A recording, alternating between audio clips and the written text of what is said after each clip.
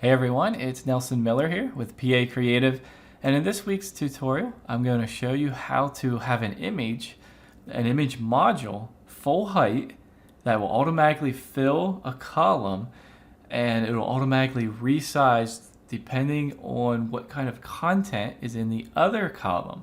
So we're not using a background image, and that's kind of the point of this tutorial, to use a regular image so that it doesn't affect the SEO, and then have that regular image fill the column automatically. So let's take a look at this. If you're watching on YouTube, click the link in the description. You'll need the CSS snippets that are in this tutorial. So the first thing to do is to set up our row and the column, and then add the image module and the other content. So that's what you got to do first. In fact, I've actually gone ahead and done that. I'll show you that in my demo here, what I have added to the page. So you'll want to add a row, and for my purposes, I'm just using a 2-column row. Okay, so there's 2 equal columns. And then inside this first column, I have an image module, and you can see how tall it is. It's the white space below.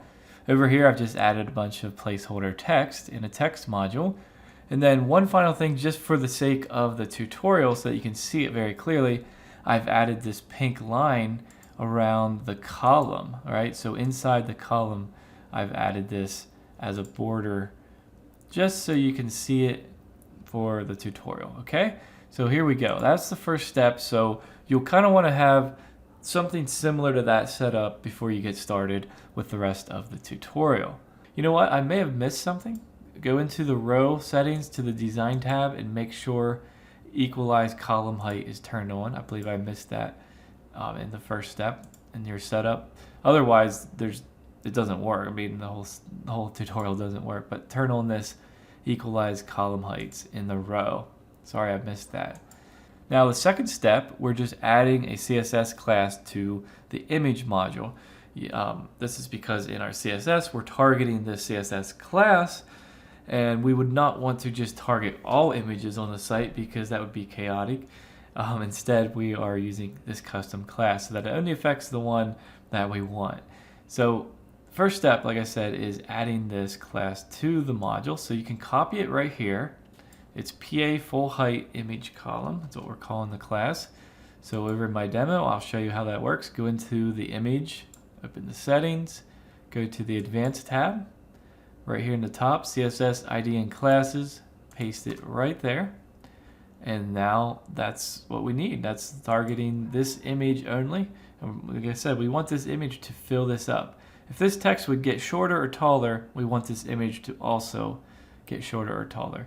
All right, second or third step, I guess, is to add the code snippets. It's pretty easy to do. If you have a child theme, you can put it in your style.css file, or you can put it in your Divi theme options. For me, I'm going to add it directly to the page settings. And you can see right here, we're targeting that class that I just added, okay? We just added this class to the image module, and now we're saying height 100% of that module. We want that module to be height 100%. We also are targeting it again, and we're targeting this ETPB image wrap. So think of that as like, the first one's like the module, the second one's like the image container, right? The image is like in this frame. The last one here, you can see the same class again, and then just img, which is the HTML for image. So now we're talking about the image inside that frame, inside the module. And again, we're saying height 100% for all of these, height 100%. And then there's one extra thing that we're adding to the image, and that's object fit cover, and that makes the image itself fill that frame. And then when the frame changes based on where the column, the column size changes, the image will always be filling its frame. That's what it's doing. So you can copy the code, and then I'll show you this in action right here. Go to the page settings if you want to do it on the page, paste it there. And again, a lot of these things that I do in the Visual Builder with code you won't see until you're on the front end, and that's just the way the rendering works. But let's exit the builder now, and you can see that image is filling this column. And I could even show you a couple examples of what happens when I change the amount of content in this column. All right, what I'll do is duplicate this a few times. How about I get rid of some in that one, and how about I add some more in this one? Save the changes again.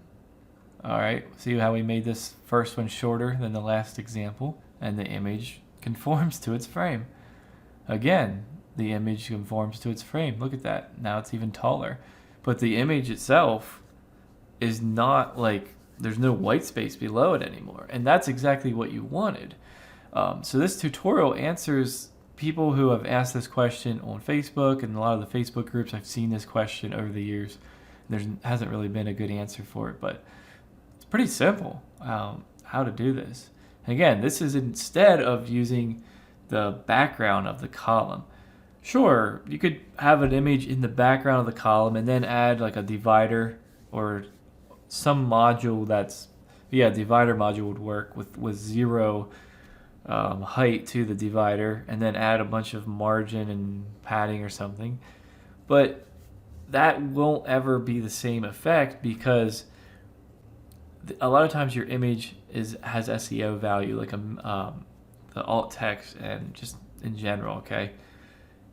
This solves the problem, and now you can use an image module, and you won't have to worry about it when your content over here changes size, when your screen size changes and all that.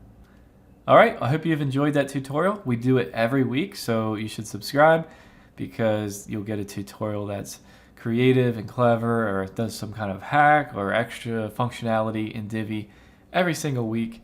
So yeah, subscribe, give me a thumbs up, and comment below. And we'll see you all in our next video.